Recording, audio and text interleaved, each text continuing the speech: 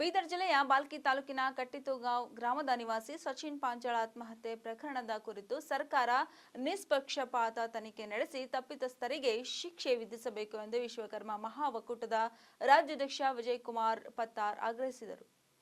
ಸಚಿನ್ ಪಾಂಚಾಳ್ ಆತ್ಮಹತ್ಯೆ ಪ್ರಕರಣದ ಕುರಿತು ಇಂದು ಬೀದರ್ ನಗರದ ಜಿಲ್ಲಾ ಪತ್ರಿಕಾ ಭವನದಲ್ಲಿ ಸುದ್ದಿಗೋಷ್ಠಿಯನ್ನು ಉದ್ದೇಶಿಸಿ ಮಾತನಾಡಿದ ಅವರು, ಆತ್ಮಹತ್ಯೆಗೂ ಮುನ್ನ ಬರೆದಿರುವ ಡೆತ್ ನೋಟ್ ಸಚಿನ್ ಪಾಂಚಾಳ್ ಅವರೇ ಬರೆದಿದ್ದು ಎಂಬುದು ವಿಧಿವಿಜ್ಞಾನ ಪ್ರಯೋಗಾಲಯ ದೃಢಪಡಿಸಿದೆ. ಹೀಗಾಗಿ ಪತ್ರದಲ್ಲಿ ಹೆಸರಿಸಿರುವ ಆರೋಪಿಗಳ ವಿರುದ್ಧ ಹಾಗೂ ಈ ಪ್ರಕರಣದಲ್ಲಿ ಕರ್ತವ್ಯ ಲೋಪವೆಸಗಿದ ಪೊಲೀಸ್ ಅಧಿಕಾರಿಗಳ ವಿರುದ್ಧ ಕಠಿಣ ಕ್ರಮ ಜರುಗಿಸಬೇಕು ಎಂದು ಆಗ್ರಹಿಸಿದರು. ಸಚಿನ್ ಕುಟುಂಬ ಈಗ ಅನಾಥವಾಗಿದೆ. ವಿವಾಹವಾಗಬೇಕಾದ ಇಬ್ಬರು ಯುವತಿಯರಿದ್ದಾರೆ.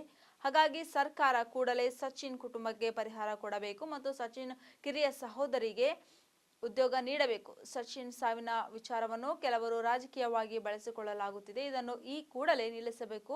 ಅವನ ಸಾವಿಗೆ ನ್ಯಾಯ ಕೊಡಿಸಬೇಕು ಎಂದರು. ನಾವು ಶಕ್ತಿ ಇಲ್ಲ ಅಂತ ನಮ್ಮನ್ನ ಈ ತರ ನಮ್ಮ ಸಣ್ಣ ಸಮುದಾಯ ಎಲ್ಲೋ ಒಂದು ಎಲೆಮರಿಕಾಯಿ ಸಣ್ಣ ಗುತ್ತಿಗೆ ಮಾಡ್ಕೊಂಡಿರ್ತಕ್ಕಂಥ ವ್ಯಕ್ತಿ ಮೇಲೆ ಈ ತರ ಬ್ರಹ್ಮಾಸ್ತ್ರ ಯೂಸ್ ಮಾಡ್ತಾರೆ ಅಂದ್ರೆ ಅದು ಕಣ್ಕಂಡಂಗೆ ಮಾತಾಡ್ತಿದ್ದಾರೆ ಬೀದಿಯಲ್ಲಿ. ಇದನ್ನ ನಾವು ವಿಶ್ವಕರ್ಮ ಸಮಾಜ ಅದನ್ನ ಸಹಿಸಲಿಕ್ಕೆ ಸಾಧ್ಯ ಇಲ್ಲ ಅಂತ ನಾನು ಖಂಡಿಸ್ತಾ ಇದ್ದೀನಿ. ಇದನ್ನ ನ್ಯಾಯ ಪದಕ್ಕೆ ನಾವು ಅತ್ಯುನ್ನತಕ್ಕೆ ನಾವು ನ್ಯಾಯ ಪಡೆಯುವಲ್ಲಿ ಅದನ್ನ ನ್ಯಾಯ ಪಡೆಯ ತನಕ ನಾವು ನಮ್ಮ ಹೋರಾಟ ನಿಲ್ಲದಂತ ನಮ್ಮ ವಿಶ್ವಕರ್ಮ ಮಹಾಒಕ್ಕೂಟದಿಂದ ನಾನು ಭರವಸೆ ನೀಡ್ತಾ ಇದ್ದೀನಿ. ಕೇವಲ ಒಬ್ಬ ಸಚಿನ್ ಪಾಂಚಾಳ್ ಆತ್ಮಹತ್ಯೆ ಹಿಂದೆ 7 ದಿನಗಳ ಕುಟುಂಬ ಸೂತಕ ಛಾಯೆ ಇದ್ದರು, ಸಂಕಷ್ಟ ಸ್ಥಿತಿಯಲ್ಲಿ ಇದ್ದರು. ಕೆಲವು ಪ್ರತಿಷ್ಠಿತರು ಮನ ಬಂದಂತೆ ಮಾತಾಡ್ತಿದ್ದಾರೆ. ಸ್ವಲ್ಪ ಆದ್ರೂ ಅವ್ರಿಗೆ ಮನುಷ್ಯತ್ವ ಇಲ್ಲೇನ್ರಿ? ಹೆಂಬಂಗ ಮಾತಾಡ್ತಾರೆ. ಅವ್ರಿಗೆ ಕೆಲವು ಪತ್ರಿಕೆಗಳ ಮಾಧ್ಯಮಗಳಲ್ಲಿ ನಾನು ನೋಡಿದೆ. ನಾನೇನು ನೇರವಾಗಿಲ್ಲ, ಬೆಂಗಳೂರಿನಲ್ಲಿ ಕೂಡ ಅವರಿಗೆ ಸುದ್ದಿಗಳು ಪ್ರಕಟವಾಗಿವೆ. ಅಲ್ಲ, ಅವರಿಗೆ ಮೋಸ ಮಾಡಿದ್ದಾರೆ, ವಂಚಕ ಅಂತ ಹೇಳ್ತಾರೆ. ಯಾವ ಮೋಸ ರೀ? ಏನಾದ್ರೂ ಪ್ರೂಫ್ ತೋರಿಸ್ಬೇಕಲ್ವೇ? SFL ರಿಪೋರ್ಟ್ ಈಗಾಗಲೇ ನಮ್ಮ ಮಾಧ್ಯಮ ನೋಡಿದಂತೆ ಅದು ಪ್ರೂಫ್ ಕೂಡ ಆಗಿದೆ, ದೃಢಪಟ್ಟಿದೆ. 7ನೇ ಪುಟ ತಿರುಚಿ ಬರೀತಿಲ್ಲ ಅಂತ ಹೇಳಿದ್ರು. ಅದು ಕೂಡ ದೃಢಪಟ್ಟಿದೆ. ಕೆಲವೇ ಅದು ತಮಗೆ ಮಾಹಿತಿ ಇದೆ ಗೊತ್ತಿಲ್ಲ. ನಾವು ಕೂಡ ಮಾಧ್ಯಮ ಮುಖಾಂತರ ನೋಡಿ ಅದನ್ನು ನಮ್ಮ ಗಮನಕ್ಕಿದೆ. ರೆಕಾರ್ಡ್ ಕೂಡ ಇದೆ ನಮ್ಮಲ್ಲಿ, ಅಂದ್ರೆ ಮಾಧ್ಯಮದಲ್ಲಿ ಪ್ರಕಟವಾಗಿರೋದು.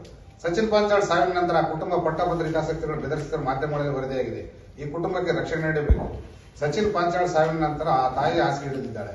ಹೆಚ್ಚು ಕಡಿಮೆ ನಾವೊಂದು ಸಮಾಜದಿಂದ ನಮ್ಮ ವಿಶ್ವಕರ್ಮ ನಮ್ದು ವಿಶ್ವಕರ್ಮ ಮಹಾಒಕ್ಕೂಟ ಸಮಸ್ತ ವಿಶ್ವಕರ್ಮ ಸಮಾಜದಿಂದ ಆ ಕುಟುಂಬಕ್ಕೆ ಆ ತಾಯಿಗೆ ಏನಾದ್ರೂ ಆರೋಗ್ಯದಲ್ಲಿ ಏರುಪರಾಗಿ ಏನಾದ್ರೆ ಈಗೇನು ಕಾನೂನು ಚೌಕಟ್ಟಿನಲ್ಲಿ ಅವ್ರನ್ನೇನು ಅನೌನ್ಸ್ ಮಾಡಿದ್ದಾರೆ ಅವರು ಆರೋಪಿತರಂತ ನಾವು ಹೇಳಲ್ಲ. ಸರ್ಕಾರ ಇಲಾಖೆ ಸಂಬಂಧಪಟ್ಟ ಏನು ಆರೋಪಿತರಂತಿದೆ ಅವ್ರ ಮೇಲೆ ಹೊಣೆ ಹೊರಬೇಕಾಗುತ್ತೆ. ಇದನ್ನ ನಾವು ಎಚ್ಚರಿಕೆಯಾಗಿ ನಾವು ನೀಡ್ತಾ ಇದ್ದೀವಿ. ತದನಂತರ ಈ ಒಂದು ಪತ್ರಿಕಾಗೋಷ್ಠಿಯ ಒಂದು ಕಂಟೆಂಟ್ಗಳನ್ನು ನಾನು ತಮ್ಮಲ್ಲಿ ನಮ್ಮ ವಿಶ್ವಕರ್ಮ ಒಕ್ಕೂಟದಿಂದ ನಾನು ತಮ್ಮ ಗಮನಕ್ಕೆ ಬಯಸಿದ್ದೇನೆ. ಮಾನ್ಯ ಸಂಪಾದಕ ಸುದ್ದಿ ಮಾಧ್ಯಮದಲ್ಲಿ ಗುತ್ತಿಗೆದಾರ ಸಚಿನ್ ಪಾಂಚಾಳ್ ಆತ್ಮಹತ್ಯೆ ಪ್ರಕರಣ ನಿಷ್ಪಕ್ಷಪಾತ ತನಿಖೆ ಸೇವಾಲೋಪ ಮಾಡಿದ ಅಂತ ನಾನು ಹೇಳಕ್ಕೆ ಇಷ್ಟಪಡ್ತೀನಿ. ದಯಮಾಡಿ ನಿಮ್ಗೆ ಕೂಡ ನಮ್ಮ ಯುವ ಕುಟುಂಬ ಇದ್ದಂಗೆ ನಮ್ಮ ಕುಟುಂಬಗಳಿದ್ದಾವೆ, ನಿಮ್ಮ ಕುಟುಂಬಗಳಿದ್ದಾವೆ. ಈ ವಿಚಾರದಲ್ಲಿ ಯಾರೋ ಒಂದು ಮೇಲೆ ಏರ್ಸಕ್ಕೆ ಮೇಲೆ ಕೆಳಗೆ ಡೌನ್ ಮಾಡಕ್ಕೆ ರಾಜಕಾರಣ ಅವಶ್ಯಕತೆ ಇಲ್ಲ. ಈ ನಮ್ಮನೆ ಅದು ನಮ್ಮನೆ ಅಂತಾನೆ ನಾವು ಭಾವಿಸಿದ್ದೀವಿ. ಈ ವಿಚಾರದಲ್ಲಿ ದಯಮಾಡಿ ರಾಜಕಾರಣ ಮಾಡಕ್ ಬರಬೇಡ್ರಿ ಅಂತ ನಾನು ಒಂದು ಸ್ಪಷ್ಟ ರಾಜಕಾರಣಗಳ ಒಂದು ಕೀ ಮಾತು ನಾನು ಈ ಫೈನಲ್ ಆಗಿ ಹೇಳಕ್ ಪಡಿಸ್ತೀನಿ. ದಯವಿಟ್ಟು ಈ ವಿಚಾರದಲ್ಲಿ ರಾಜಕಾರಣ ಮಾಡಕ್ಕೆ ಬರಬೇಡಿ, ಅವಶ್ಯಕತೆನೇ ಇಲ್ಲ. ಆಗ ನಿಮಗೊಂದು ಗಮನಕ್ಕಿದೆ, ಬಿಜೆಪಿ ಏನೋ ನಾನು ಮಾಧ್ಯಮದಲ್ಲಿ ನೋಡಿದಂಗೆ ವಿರೋಧ ಪಕ್ಷದಲ್ಲಿರ್ಬೋದು ದುಡ್ಡೇನೋ ಕೊಡಕ್ಕೆ ಸಾಂತ್ವನಗೋಸ್ಕರ ಕೊಡಕ್ ಬಂದ್ರೆ ಸಾರಾಸಗಟವಾಗಿ ತಿರಸ್ಕಾರ ಮಾಡಿ ವಾಪಸ್ ಕಳಿಸಿರೋದು ತಮ್ಮ ಗಮನಕ್ಕೆ ಇದೆ. ಪೊಲೀಸ್ ಇಲಾಖೆ ಅತ್ಯುನ್ನತ ಅಧಿಕಾರಿಗಳು ಹೊರ ಈಶ್ವರ್ ಖಂಡ್ರೆ ಉಸ್ತುವಾರಿ ಮಂತ್ರಿಗಳು ಬಂದರೂ ಕೂಡ ಅವ್ರನ್ನ ಪೊಲೀಸ್ ಇಲಾಖೆನ ಹೊರ ಕಳಿಸಿರೋದು, ಅವ್ರ ಮೂವನ್ನ ತುಡ್ಕೊಂಡು ತಮ್ಮ ಗಮನಕ್ಕೆ ಇದೆ. ಈಶ್ವರ್ ಖಂಡ್ರೆ ಸ್ವತಃ ಅವ್ರು 10 ಲಕ್ಷ ಹೇಳ್ಕೊಂಡು ಸಾಂತ್ವನ ಗೌರ್ಮೆಂಟ್ಲಿಂದ ಹೊಡಿಸ್ತೀನಿ ಅಂತ ಕೂಡ ಅದನ್ನು ತಿರಸ್ಕಾರ ಮಾಡಿದ್ದಾರೆ. ದಯವಿಟ್ಟು ಇದನ್ನ ಈ ಮನೆ ನಮಗೆ ನ್ಯಾಯ ಬೇಕಷ್ಟೇ, ದುಡ್ಡು ಗಿಡ್ಡು ಯಾವುದು ಬೇಡ. ದಯವಿಟ್ಟು ಆ ಕುಟುಂಬಕ್ಕೆ ಭದ್ರತೆ ನೀಡಿ. ಆಮೇಲೆ ಪ್ರಾರಂಭದಲ್ಲಿ ಹೇಳಿದಂಗೆ ಸುಮ್ಮನೆ ಯಾರ್ಯಾರನ್ನೋ ಇದು ಮಾಡಿ ಪ್ರೆಸ್ ಮೀಟ್ ಮಾಡಿ ಏನೇನೋ ಒಂದು ಬೆದರಿಕೆಗಳು ಅವು ನಮ್ಮ ಮೇಲ್ನೋಟ ಕಾಣ್ತಾ ಇದ್ದೇವೆ. ಪತ್ರಿಕೆಗಳನ್ನು ನಮ್ಮ ಮಾಹಿತಿ ನೋಡಿದ್ದೀವಿ. ಅವು ದಯಮಾಡಿ ನಡೆಯಲ್ಲ. ಸಂವಿಧಾನ ಎಲ್ಲರಿಗೂ ಗುರುತು, ಸಂವಿಧಾನ ಬಿಟ್ಟು ಯಾರು ನಡೆಯಲ್ಲ. ಸಂವಿಧಾನ ಚೌಕಟ್ಟನ್ನು ಗುರುತು, ಕಾನೂನುಗಳನ್ನು ಗುರುತು. ದಯಮಾಡಿ ಆ ಥರ ಅಡ್ಡದಾರಿ ಹಿಡಿಯಕ್ಕೆ ಪ್ರಯತ್ನ ಮಾಡಬೇಡಿ. ಈ ಪ್ರಕರಣ ಕೂಡ ಅಡ್ಡದಾರಿಗೆ ಹೋಗ್ಲಾಸಕ್ಕೆ ಯಾರು ಪ್ರಯತ್ನ ಮಾಡಬೇಡಂತ ನಾನು ರಾಜಕೀಯ ಪಕ್ಷಗಳಿಗೆ ನಾನು ಈ ಮೂಲಕ ಕರೆ ನೀಡ್ತಾ ಇದ್ದೀನಿ. ಸಚಿನ್ ಸಹೋದರಿ ಸುನೀತಾ ಪಾಂಚಾಳ್ ಮಾತನಾಡಿ, ನನ್ನ ತಮ್ಮನ ಮೇಲೆ ಈಗ ಇಲ್ಲ ಸಲ್ಲದ ಆರೋಪಗಳನ್ನು ಹೊರಿಸುತ್ತಿದ್ದಾರೆ. ಆತನನ್ನು ಮೋಸಗಾರ ಎನ್ನಲಾಗಿದೆ. ದಯವಿಟ್ಟು ನೀವು ಹಾಗೆ ಬರೆಯಬೇಡಿ. ನಮ್ಮ ಕುಟುಂಬ ನೋವಿನಲ್ಲಿದೆ. ಸಚಿನ್ ಸಾವಾಗಿ 1 ವಾರ ಕಳೆದರೂ ಇನ್ನೂ ಯಾವುದೇ ಆರೋಪಿಗಳನ್ನು ಬಂಧಿಸಿಲ್ಲ. ಪ್ರಕರಣವನ್ನು ದಾಖಲಿಸಿಕೊಳ್ಳದೆ ನಿರ್ಲಕ್ಷ್ಯ ವಹಿಸಿದ್ದ ಪೊಲೀಸರ ಮೇಲೂ ಯಾವುದೇ ಕ್ರಮ ಕೈಗೊಂಡಿಲ್ಲ. ಕಾಟಾಚಾರಕ್ಕೆ 2 ಅಮಾಯಕರನ್ನು ಅಮಾನತುಗೊಳಿಸಲಾಗಿದೆ. ಒಬ್ಬ ಅಧಿಕಾರಿಯನ್ನು ವರ್ಗಾವಣೆ ಮಾಡಲಾಗಿದೆ ಎಂದು ಆರೋಪಿಸಿದರು. ಒಂದು ವೇಳೆ ನಿಷ್ಪಕ್ಷಪಾತವಾದ ತನಿಖೆಯಾಗದಿದ್ದರೆ ರಾಷ್ಟ್ರಪತಿಗಳಿಗೆ ಹಾಗೂ ಪ್ರಧಾನಿ ಅವರಿಗೆ ಪತ್ರ ಬರೆಯುವುದಾಗಿ ಹೇಳಿದರು. ರಾಜಕೀಯ ಬಗ್ಗೆ ಕೇಳಬೇಡ್ರಿ, ನಮಗೆ ಅನ್ಯಾಯ ಆಗ್ಯದ, ನ್ಯಾಯ ದೊಡ್ಸ್ಕೊಡ್ರಿ, ಅಷ್ಟೇ ಸಾಕ್ರಿ. ನಾವ್ ಯಾರ ಬಗ್ಗೆನೂ blame ಮಾಡ್ಲತ್ತಿಲ್ಲ sir.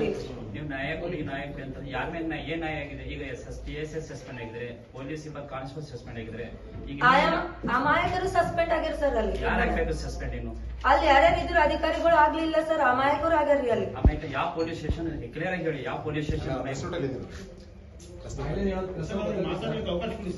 Sir Gandhiganj police station ಅವತ್ತಿನ ದಿವಸ ನಾ ಹೋಗ್ಲಿಲ್ಲ ಸರ್. 2 ತಂಗಿದೇರ್ ಸಿಸ್ಟರ್ಸ್ ಹೋಗಿದ್ರಿ, ಅನ್ಮ್ಯಾರಿಡ್ ಸಿಸ್ಟರ್ಸ್ ಹೋಗಿದ್ರಿ. ಅಲ್ಲಿ ಇದ್ದಿರ್ ಸಿಬ್ಬಂದಿ ವರ್ಗದವ್ರು ಯಾರ್ಯಾರು ಇದ್ರು ಗೊತ್ತಿಲ್ಲ. ಅವ್ರ ಇದ್ರು, ಹೆಸರು ಏನ್ ಹೇಳ್ಯಾರ ನೋಡಿ ಸಸ್ಪೆನ್ಸ್. ಅವ್ರ ಇದ್ರಂತ್ರಿ ಕೂಡ್ಸ್ಕೊಂಡಿದ್ರು ಅಂತ 10 ನಿಮಿಷ ಕೂಡ್ಸ್ಕೊಂಡ್ ನಂತರ ಬರ್ತಾರಮ್ಮ ಮೇಲಿನ ಅಧಿಕಾರಿ. ಸರ್ ಇದು ಯಾ ನ್ಯಾಯ ಅದ ರೀ? ಪೊಲೀಸರ ಮೇಲಧಿಕಾರಿ ಹೇಳಿದಾಗೆ ಅದೇ 10 ನಿಮಿಷ ಕೂಡ್ಸ್ಕೊಂಡಿದ್ರಿ. ನಮ್ ಮೇಲಧಿಕಾರಿ ಬರ್ತಾರಮ್ಮ ಕೂಡ್ಕೊಡ್ರಿ ಅಂತ ಹೇಳಿದ್ರಂತ. ಕೂಡ್ಕೊಂಡ ನಂತರ 10 ನಿಮಿಷ ಆದ ನಂತರ ಅದೇ ರೀತಿ ಬರ್ಲಿಲ್ಲ. 10 ನಿಮಿಷ ಆಯ್ತು, 2 ಗಂಟೆ ಆಯ್ತಂತ್ರಿ. ಅಲ್ಲೇ 4 ಗಂಟೆ ಆಯ್ತಂತ. ಗಂಟೆ ಆದ ನಂತರ ತಂಗಿ ಸಿಸ್ಟರ್ ಕೇಳ್ಕೊಂಡೋಳಂತ, ಸರ್ ಅಟ್ಲೀಸ್ಟ್ ಕಂಪ್ಲೇಂಟ್ ಆದ್ರ ತಗೋರಿ ಅಂತ ಕೇಳ್ಕೊಂಡಿರ್ತಾಳಂತ. ಇಲ್ಲಮ್ಮ ಬರಿ ಅಂತ ಹೇಳ್ದಿ ಹಾಫ್ ಕಂಪ್ಲೇಂಟ್ ಬರ್ದ್ರು. ಅದು ಮಿಸ್ಸಿಂಗ್ ಕಂಪ್ಲೇಂಟ್ ಸರ್. ಅದು ಡೆತ್ ನೋಟ್ ದಾಗ ಏನ್ ಬರ್ದಾರ ಅದು ಏನು ಮೆನ್ಷನ್ ಮಾಡ್ಲಿಲ್ಲ ಸರ್. ನಮ್ ತಮ್ಮ ಹಿಂಗ್ ಡೆತ್ ನೋಟ್ ಬರ್ದಾನ ಸರ್, ಎಲ್ಲದ ಲೊಕೇಶನ್ ಟ್ರ್ಯಾಕ್ ಮಾಡ್ಕೊಡ್ರಿ, ಮಿಸ್ಸಿಂಗ್ ಕಂಪ್ಲೇಂಟ್ ಕೊಡ್ರಿ ಅಂತ ರಿಕ್ವೆಸ್ಟ್ ಮಾಡ್ಕೊಂಡಿದ್ ಸರ್. ರಿಕ್ವೆಸ್ಟ್ ಮಾಡ್ಕೊಂಡ್ರು ಹಾಫ್ ಕಂಪ್ಲೇಂಟ್ ನಮ್ ಸಿಸ್ಟರ್ ಬರ್ದಿದ್ರು. ಆನಂತರ ಅವ್ರಿಗೆ ಕಾಲ್ ಬಂದದಂತ. ಕಾಲ್ ಬಂದ ನಂತರ ಇಲ್ಲಮ್ಮ ನಿಮ್ ತಮ್ಮ ಎಲ್ಲಿ ವರ್ಕ್ ಮಾಡ್ತಾನ ಅಲ್ಲೇ ಹೋಗಿ ನೀವು ಕಂಪ್ಲೇಂಟ್ ಕೊಡ್ಬೇಕಂತ ಕಳ್ಸಿಬಿಟ್ರಂತ. ಅಲ್ಲಿನ ಅಧಿಕಾರಿಗಳು ಏನ್ ಅಧಿಕಾರಿ ಅವ್ರ ಏನ್ ಹೆಸರು ಬರ್ದಾರ ಅವರೇ ಇದ್ರಿ. ಆ ನಂತರ ಸಿಸ್ಟರ್ ಅಲ್ಲೂ ಮತ್ತೂ ವೇಟ್ ಮಾಡ್ಯಾಡ್ರಿ 5-10 ನಿಮಿಷ. ನಾವ್ ಯಾರು ಲೋಕಲ್ ಇರ್ಲಿಲ್ಲ, ಮ್ಯಾರೇಜ್ ಕಾಲ್ ಇಲ್ಲಿ ಹೋಗಿದ್ವಿ. ಅಲ್ಲಿಂದ ಬಂದ ನಂತರ ಮತ್ತ ಅವ ಕೆಳಗ ಗೆಟಿಂಗ್ ಸುಸೈಡ್ ಇನ್ ಕಾರಂಜ ಡ್ಯಾಮ್ ಅಂತ ಬರ್ದಿದ್ರು ಇನ್ಸ್ಟಾಗ್ರಾಮ್ ದಾಗ. ಮೇ ಬಿ ಅಲ್ಲೇ ನಮ್ ಕಾರಂಜ ಡ್ಯಾಮ್ ನಮ್ ನೇಟಿವ್ ಪ್ಲೇಸ್ ಐತಿ ಸರ್, ಅಲ್ಲೇ ಸಮೀಪ ಆಗ್ತದಂತ. ಮತ್ತೆ ದನ್ನೂರ್ಗ್ ಹೋಗಾರಂತ, ದನ್ನೂರ್ಗ್ ಹೋಗಿವಿ ಸರ್. ವೇಟ್ ಮಾಡಿ 7:30 ಗಂಗ ದನ್ನೂರ್ ಒಳಗಿದ್ವಿ. ಇನ್ನೂ ಸ್ಟೆಪ್ನು ಏರ್ಲಿಲ್ಲ ಸರ್. ಮತ್ ಯಾಕಮ್ಮ ಯಾಕೆ ಬಂದಿರಿ ಅಂತ ಕೇಳಿದ್ರು. ಹಿಂಗ್ ನಮ್ ತಮ್ಮ ಇನ್ಸ್ಟಾಗ್ರಾಮ್ ದಾಗ ನೋಟ್ ಹಾಕ್ಯನ್ ಸರ್. ಮತ್ತ ಮಿಸ್ಸಿಂಗ್ ಕಂಪ್ಲೇಂಟ್ ಅಲ್ಲಿ ತಗೊಳಿಲ್ಲ, ನಿಮ್ ನೇಟಿವ್ ಪ್ಲೇಸಿಗೆ ಹೋಗ್ರಂತ ಹೇಳಿದಾರ ಅಂತ ಹೇಳಿದ್ವಿ. ಅಲ್ಲೇ ಹೋಗ ನಂತರ ಅವ್ರ ಏನ ಹೇಳಿದ್ರು, ಮತ್ತೆ ಗಾಂಧಿಗಂಜ್ ಪೊಲೀಸ್ ಸ್ಟೇಷನ್ಗೆ ಹೋಗಿರಲ್ಲಮ್ಮ ಏನಾಯ್ತು ಅಂತ. ನಾವ್ ಹೇಳೇ ಇಲ್ಲ ಸರ್, ಅವ್ರಾಗೆ ಹೇಳತ್ತಾರ ನಮಗ್ ಹೋಗಿರಲ್ಲ ಏನಾಯ್ತು ಅಂತಂದ್ರು. ಸರ್ ಅವ್ರ ಕಂಪ್ಲೇಂಟ್ ತಗೊಳಿಲ್ಲ, ನಿಮ್ ನೇಟಿವ್ ಪ್ಲೇಸ್ ಮತ್ತ ಎಲ್ಲ ಹೋಗ್ತಾನ ಅಲ್ಲಿಗೆ ಹೋಗ್ರಿ ಅಂತ ಹೇಳಿದ್ರು. ಸರ್ ಹಿಂಗ್ ಬರ್ದನ್ರಿ, ಇದೇ ಪ್ಲೇಸ್ ಆಗ್ಬೋದಂತ ಇಲ್ಲಿಗೆ ಬಂದಿವಂತ, ಬರಮ್ಮ ಅಂತ ಕೂರ್ಸ್ಕೊಂಡಿದ್ರಿ. ಕೂರ್ಸ್ಕೊಂಡ್ ಆನಂತರ ಅವ್ರೇನ್ ಹೇಳ್ತಾರ, ಅಮ್ಮ ಹಂಗ್ಯಾಂಗ ಅನ್ಕೊಂಡಿರಿ ಇಲ್ಲೇ ಕಂಪ್ಲೇಂಟ್ ಕೊಡ್ಬೇಕಂತ ನಿಮಗ್ ಯಾರು ಹೇಳಿದ್ರು ಅಂತ ಹೇಳಿದ್ರು. ಸರ್ ಮತ್ತ ಅವ ಹಿಂಗ್ ಗೆಟಿಂಗ್ ಸುಸೈಡ್ ಅಂತ ಬರ್ದಾನ್ ಸರ್, ಅದು ನೇಟಿವ್ ಪ್ಲೇಸ್ ನಿಮಗೆ ಬರ್ತದಲ್ರಿ ಅಂದ್ರ. ಇಲ್ಲಮ್ಮ ಹಾಗಿರಲ್ಲ, ನಿಮ್ ತಮ್ಮ ಈಗ ಮೇ ಬಿ ಬೀದರ್ದಿಂದ ನಿಮ್ ಜ್ಯುವೆಲರಿ ಎಲ್ಲ ಬೀದರ್ದಿಂದ ಕಳೆದೋದ್ರು ಬೀದರ್ದಾಗೆ ಕಂಪ್ಲೇಂಟ್ ಕೊಡ್ಬೇಕಲ್ಲ, ಏನಂತಾರ ಬೆಂಗಳೂರ್ದಾಗ ಕಳೆದೋದ್ರು ಬೆಂಗಳೂರ್ದಾಗೆ ಕೊಡ್ಬೇಕಲ್ಲ. ಸರ್ ಏನು ಗೊತ್ತಿಲ್ಲ ಸರ್, ಆಕ್ಚುಲಿ ನಮಗೂ ಅದ್ರ ಬಗ್ಗೆ ಗೊತ್ತಿರ್ಲಿಲ್ಲ. ನಮಗ್ ಸರ್ ಏನು ಮಾಡ್ತಿರಿ ಗೊತ್ತಿಲ್ಲ, ಕಂಪ್ಲೇಂಟ್ ತಗೋರಂತ ನಾನೇ ಜೋರಾಗಿ ಮಾತಾಡಿದ್ರಿ. ಅದಕ್ಕೆ ಅವ್ರ ಏನಂದ್ರ ಅಲ್ಲಿಂದ ಸರ್ ಅವ್ರ ವೈರಾಗ್ಯ ಏನಂತಾರೆ ಈಶ್ವರಾಧ್ಯ ಆ ಸರಿ ಸಿಟ್ಟಿಗೆ ಬಂದ್ರಿ. ಹೋಗಮ್ಮ ಅವಾಗ ತಗೊಳಲ್ ನೋಡ್, ನಾ ಲೀಗಲ್ ಯಾಕೆ ಬರ್ಕೊಡ್ತಾನ, ನಿನ್ ಕಂಪ್ಲೇಂಟ್ ತಗೊಳಲ್ ನೋಡು, ನೀ ನನಗೆ ಕಾನೂನ್ ಕಲ್ಸ್ಲಕ್ ಬರ್ತೀರಿ ಅಂತ ಕೇಳಿದ್ರು. ಸರ್ ಮತ್ ಏನ್ ಹೇಳ್ತೀರಿ, ನಾ ಕಾನೂನ್ ಓದ್ಕೊಂಡ್ ಬಂದೇನು ಪೊಲೀಸ್ ಸ್ಟೇಷನ್ ಬರ್ಲೇನ ಅಂತ ಕೇಳಿದ್ರಿ. ಯಾವತ್ತೇ ಕೇಳಿನ ಮತ್ನು ಅವ್ರು ತಗೊಳ್ಳಿಲ್ಲ ಸರ್. ಹೊರಗ್ ಮತ್ನು 10-15 ನಿಮಿಷ ವೇಟ್ ಮಾಡಿ ಏನ್ ಮಾಡ್ಬೇಕಂತ ಗೊತ್ತಾಗ್ಲಿಲ್ಲ. ಈ ಕಂಪ್ಲೇಂಟ್ ಅಂತ ಆನ್ಲೈನ್ ರಿಜಿಸ್ಟ್ರೇಷನ್ ಮಾಡಿ ಮನೆಗ್ ಬಂದಿ ಅಲ್ಲಿ ಸರ್ಚ್ ಮಾಡಿದ್ವಿ ರಾತ್ರಿ ಎಲ್ಲ. ಮತ್ನು ಬೆಳಗ್ಗೆ ಗಾಂಧಿಗಂಜ್ ಪೊಲೀಸ್ ಸ್ಟೇಷನ್ ಹೋಗಿವಿ, ಅಲ್ಲೂ ಮತ್ನು ಕಂಪ್ಲೇಂಟ್ ತಗೊಳ್ಳಿಲ್ಲ ಸರ್. ಕಂಪಲ್ಸರಿ ಬರೆಯೋದಿದ್ದೀವಿ ಸರ್ ನಾವು. ಅಷ್ಟೇ ನಮ್ಗೆ ಟಾರ್ಚರ್ ಆಯ್ತಂತ ತಿಳ್ಕೊರಿ ತನಿಖೆ. ನ್ಯಾಯ ಸಿಗ್ಲಿಲ್ಲ ಅಂದ್ರೆ ಕಂಪಲ್ಸರಿ ಅದ್ ತಕ್ಕ ಅಂತ ಶಿಕ್ಷೆ ಅವ್ರಿಗೆ ಆಗ್ಲಿಲ್ಲ ಅಂದ್ರೆ ನಾವು ಮುಂದೆ ಹೋಗೋದ್ ಗ್ಯಾರಂಟಿ ಸರ್. ಅಮಿತ್ ಶಾ ಅವ್ರಿ ಮತ್ತ ನರೇಂದ್ರ ಮೋದಿ ಅವ್ರಿಗೆ ಸರ್ ಇದ್ರದಿನ ನ್ಯಾಯ ಸಿಗುವವರೆಗೆ ಅಂದ್ರೆ ಡಿಲೇ ಮಾಡ್ಲತ್ತರ ಅಂದ್ರೂ ಒಪ್ಕೊಳ್ಳಂಗಿಲ್ಲ ಸರ್ ನಾವು. ಅದ್ರದಿನ ನಮಗ್ ಟಾರ್ಚರ್ ಆಗ್ಲತ್ತರ ಅಂದ್ರೂ ಒಪ್ಕೊಳ್ಳಂಗಿಲ್ಲ ಸರ್. ನಾವ್ ಏನಂತಾರಿ ಅಪರಾಧಿಗಳು ನಾವೇ ಅಂದಾಗ ನಮ್ಗೆ ಟ್ರೀಟ್ ಮಾಡ್ಲತ್ತಾರ್ರಿ ಸರ್ಕಾರದವ್ರು. ನಮಗೆ ಬಂದ್ ಪ್ರಶ್ನೆಗಳು ಕೇಳತ್ತಾರಿ. ಅವನಾಗೆ ಬರ್ದನ್ರಿ ಡಿಟೇಲ್ ಆಗಿ ಅವ್ನ ಡೆಟ್ ನೋಡಿದಾಗ ಅವ ಏನೇನ್ ವರ್ಕ್ ಮಾಡ್ತೀನೋ ಟ್ರಾನ್ಸಾಕ್ಷನ್ ಏನೇನ್ ಆಗ್ಯದಂತ ಡಿಟೇಲ್ ಆಗಿ 7 ಪತ್ರ ಬರ್ದನ್ ಸರ್. ಅವ ಏನ್ ಬರ್ದನಂತ ನಿಜಾನು ಇವಾಗ್ನು ಹೇಳತ್ತೀನಿ ಸರ್, ನಮಗೂ ಗೊತ್ತಿರ್ಲಿಲ್ಲ ಸರ್. ಅವ ಏನ್ ಬರ್ದನ ಅದನ್ನೇ ನಿಜ ರೀ. ಸಚಿನ್ ಖಾತೆಗೆ 58 ಲಕ್ಷ ರೂಪಾಯಿ ಡಿಮ್ಯಾಂಡ್ ಮಾಡ್ತೀರಾ? ಹಿಂಗೆ ಸಮಗ್ರ ತನಿಖೆ ಅಂತ ಬಂದಿದೆ. ಸಮಗ್ರ ಈಗ ಆಲ್ರೆಡಿ ನಡೀತಾ ಇದೆ. ಸಿಐಡಿ ನಡೀತಾ ಇದೆ ಸರ್. ಎಷ್ಟು ಡಿಲೇ ಅಂತ ಸರಿ? ನಮ್ ತಮ್ಮ ತೀರ್ಕೊಂಡು 8 ದಿವಸ ಆಯ್ತ್ರಿ ಇವತ್ತಿನ ತನಕ ಸರ್. 8 ದಿವಸದಾಗ ಏನಾದ್ರೂ ಸಾಕ್ಷಿ ನಾಶ ಆಗ್ಲಕ್ ಸಾಧ್ಯ ಅದನ್ನ ಇಲ್ಲ? ಅದು ಕೇಳತ್ತೀನಿ ಪ್ರಶ್ನೆ ಅಷ್ಟೇ ಸರ್. ಈಗ ನಾಳೆ ದಿವಸ ಏನು ಸಾಕ್ಷಿ ಇಲ್ಲ ಮುಚ್ಚಾಕ್ಬಹುದ್ರಿ ಅವ್ರು, ಹೇಳಕ್ನು ಸಾಧ್ಯ ಇಲ್ಲ.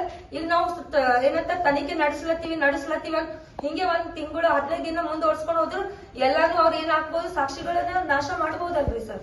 ಚಾನ್ಸಸ್ ಬಹಳಷ್ಟು ಅವ್ರಿ. 8 ದಿನದಾಗೆ ಎಷ್ಟೆಲ್ಲ ಸಾಕ್ಷಿಗಳು ನಾಶ ಆಗ್ಬಹುದು ಅಂತ ತಿಳ್ಕೊಬಹುದಲ್ರಿ.